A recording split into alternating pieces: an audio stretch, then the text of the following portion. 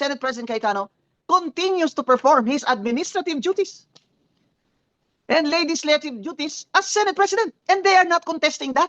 They're not contesting that. Because pro tempore lang si Gatchalian, pero para yun makapreside daw siya ng meeting as acting President. That's why I said there is no such animal as the acting President, because in the list of officers, in the rules of the Senate, wala naman pong acting President dyan na binoboto ng majority of all the senators. Kasi ang ginawa po nila para maka-assume ng office, si Senator Gatchalian, ginawa nila siyang pro tempore. Yan.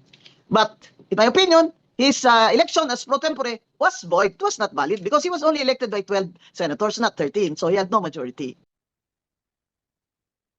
Good afternoon, Attorney Guanzon. Good afternoon. We need to get your comment, your position on what happened dito sa Senado because ito na nangyari, nagkaroon ng according to the Gatchalian Act, meron silang enough numbers citing the Avellino jurisprudence. What's your take on that po? Dalawa kasi ang issues dito. Ang isa is, may tamang quorum ba sila para maka-valid na meeting? Ang pangalawa, may tamang correct number ba sila para mag-elect sila kay Gatchalian as Senate pro tempore? At bakit hindi sila nag-elect ng kanilang Senate President? Hindi po ba? So ang tanong dyan, is there a quorum? Ang nangyari kasi, si Senator Chis Escudero nag-appear making their number 12.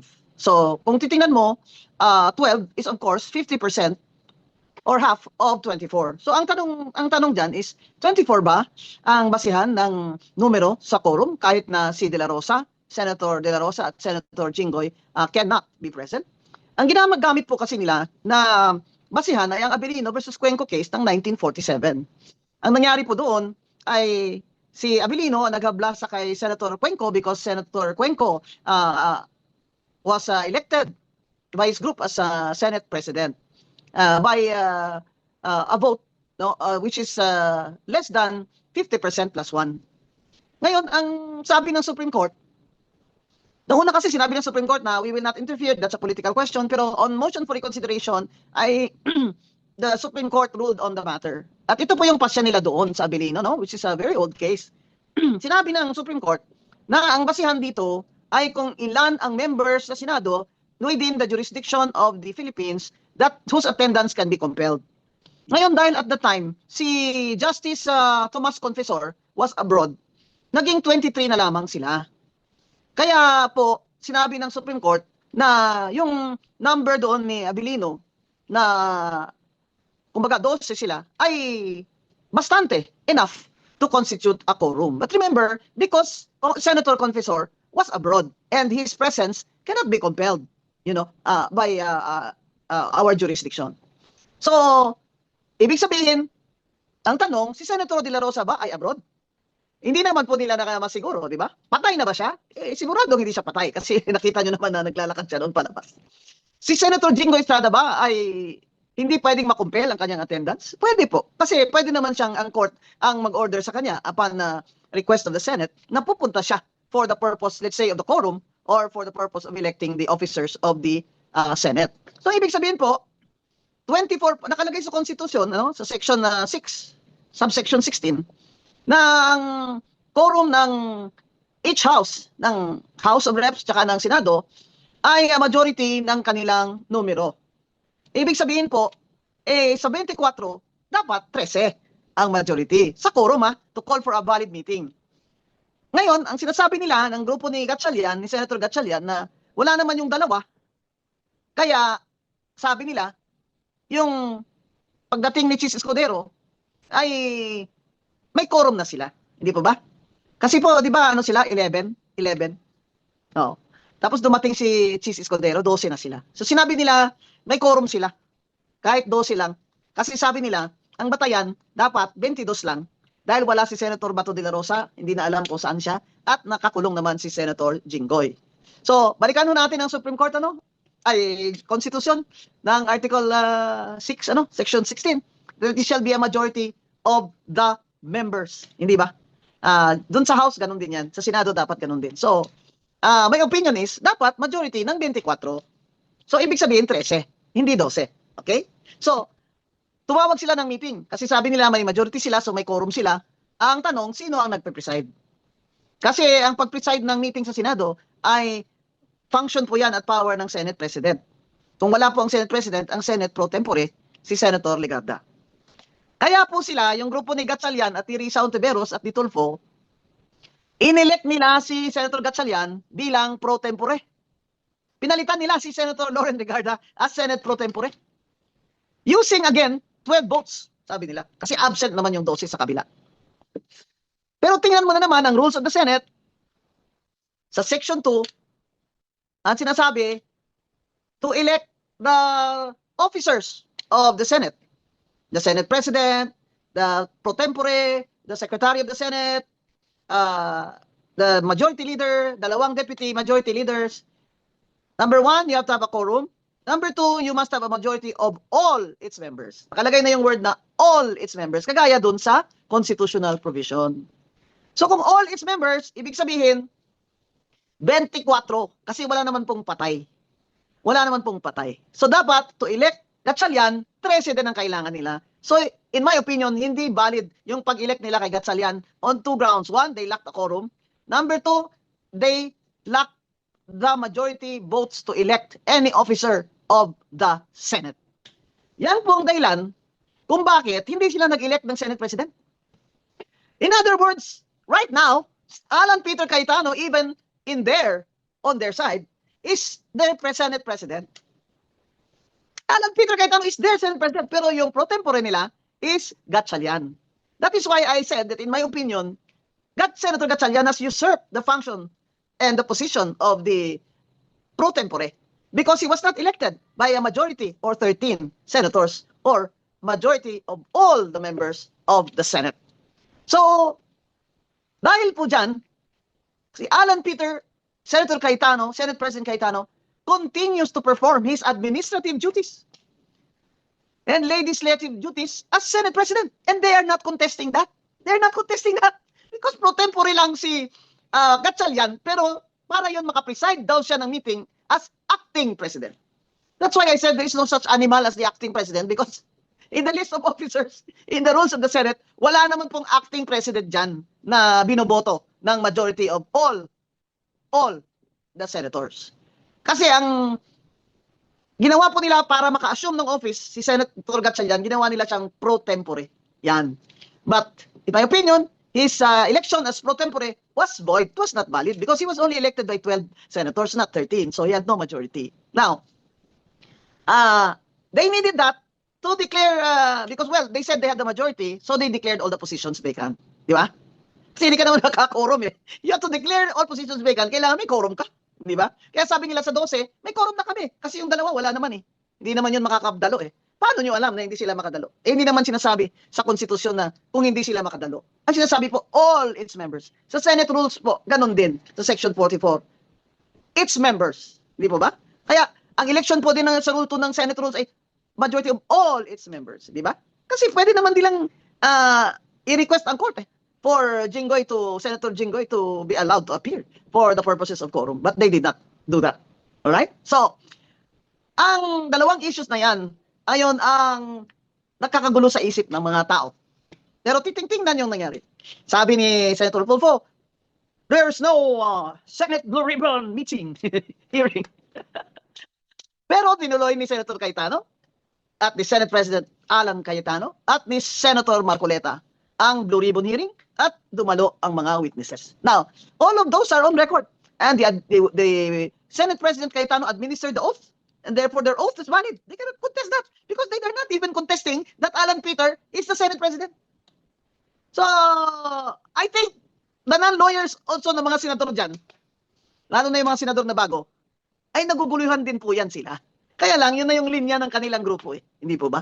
So, kahit po dumalong si Chis Escudero, his presence had no valid effect for the purpose of quorum and especially for the election of officers, especially Senator Gatchalian as pro tempore, who presided over their meeting. So therefore, my opinion is that meeting of the session of the hearing where Senator Gatchalian presided is also void. Ngayon, may nagsasabi ho, adi presume na yun na tama yung mga ginawa nila. Paano naman po tayo makapresume na tama yung mga ginawa nila? Eh, nasa Constitution po, napakaklaro. all its members. Sa rules of the Senate po, napakaklaro, all its members. O sabihin na natin, ibigay ko na sa inyo, I'll give you that for the purpose of argument, na meron nga kayong quorum doon sa 22. O sabihin nyo na, si Bato kasi hindi naman pwedeng i-compel yan, kasi hindi naman natin alam kung nasaan siya. O di sa 23, ano ba ang 50% plus 1 ng 23? Hindi ba 12.5? So hindi pa rin majority ang 12 for the purpose of calling the quorum. Alright. Now, granting for the sake of argument again, I'll give you that. Na 12 lang ang quorum, ha? Granting ha, assuming lang, na 12 ang quorum. Sige, para mag-argue lang tayo. Kahit na po nagka-quorum sila sa 12, hindi sila maka-elect ng officers. Kasi wala po silang 13. Which, the rules of the Senate, in Section 2, clearly states that to elect, they must have the vote. To be elected, you must have the vote of a majority of all its members. In statutory construction, this is very simple. The Constitution and the rules of the Senate is in plain language. There's no need to interpret it otherwise. There is certainly, you cannot apply presumption of regularity where there is a clear violation of the Constitution and the rules of the Senate. Attorney, what's your take dito sa statement ng Integrated Bar of the Philippines na they are favoring the Gatchalian's Law and they're saying na valid daw yung ginawa, na it's the quorum na nangyari ay lawful and valid po. Ano pong masasabi niyo po doon? Are they quoting Abilino? Yes, ma'am. Well, they should read Abilino again. Because in Abilino versus Cuenco, the Supreme Court, after reading the opinion of Justice Feria, granted that Senator Tomas Confessor was abroad and therefore could not be compelled to attend. And therefore, only 23 senators. That's why they said Cuenco was, validly elected. Pero tingnan nyo naman po ang position dito. And remember, that is a 1947 case, no? So, even if you look at the constitutional provision then, I think, it still states that all its members, the election shall be, the officers shall be elected by a majority of all its members. All its members. So, ang sinasabi ho natin dito, kahit na nga po may quorum sila, so, okay, kung may quorum sila, okay, granting for the sake of argument. Pero sa election, hindi po talaga valid yung ginawa nilang election kasi 13 talaga ang kailangan. Kasi all its members at walang patay sa kanila. Granting na yung quorum na yun, i-follow nila yung Abilino na one was abroad o i-assume nila na yung dalawa ay hindi na makadalo sa hearing, kaya 22 na lang sila. O sige. But I'm saying that they can compel the presence of Jinggoy for the purpose of quorum because only the court can issue an order. O granting. Ibigay mo na sa kanila na meron silang quorum. Hindi pa rin valid yung ginawa nilang eleksyon ni Gatchalian because they need a majority of all its members under the Constitution and under the rules of the Senate. Ngayon, hindi ko alam kung sinong pinapadiscuss nila. Mas maganda, ibitahin natin ng presidente ng IBP dyan sa SMNI para both sides ang marinig natin. Yung side ko, tsaka ni Attorney Abayon, tsaka ng IBP. Anyway, it's a friendly debate because, we are all compañeros here. Pero may nakita kasi akong picture doon eh. I hate to put political color, but isn't that the IBP president standing there with Congressman Adyong in that picture? I may be wrong, but wag na natin bigyan ng political color ito dahil mga abogado tayo eh. Let's just stick to the Constitution and the rules of the Senate. Ako nga sabi ko, kung gusto nila matapos na ang gulo, sabi nga ni Senator Alan Peter Cayetano, mag-produce kayo ng ika-13 nyo and I will gladly step down. So, ladies and gentlemen, as of this time, the Senate President is Alan Peter Cayetano. In fact, even Senator Gatchalian acknowledges that dahil siya, so pro tempore lang siya. Hindi ba, Senator Gatchalian? Ganda, sumagot sa akin si Senator Gatchalian, ano? Kaya kayo dyan sa Senate, na mga taga-sergeant at arms kayo, na mga security guards kayo dyan, taga-log-in kayo ng mga visitors, tanggalin nyo yan sa utak nyo na dalawa ang Senate President. Isa lang ang Senate President. Si Senator Alan Peter Cayetano lang. Ang ngayon ang problema, dalawa ang pro tempore. Si Gatchalian, nag-assume siya doon sa block nila. Sabi niya siya ang pro tempore. Kaya siya nag-preside. At ang pro tempore ni Senate President Cayetano is Senator Loren Legarda. And kaya sundin ninyo administrative lahat ng mga order ni Senate President Alan Peter Cayetano because there's only one Senate President. And that is Senator Alan Peter Cayetano who has supervision over all the employees of the Senate. Eh yung election nila ng Sergeant at Arms, void po yun. Hindi ka nga maka-elect ng presidente. Maka-elect ka pa ng Sergeant at Arms. Ay. Kaya maganda po, bitayin na lang natin ang president ng IBP at para masaya naman kami. Ako, tsaka si isa pa, si Attorney Abayon, ganyan. And Attorney Guanzon, kahit ang Malacanang, sinasabi nila that ang kinikilala nila is the new majority, which is the Gatchalian Bloc.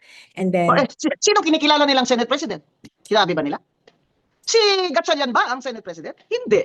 Dahil inelect siya nila, sabi nila, inelect nila siya as pro tempore to replace Senator Loren Legarda.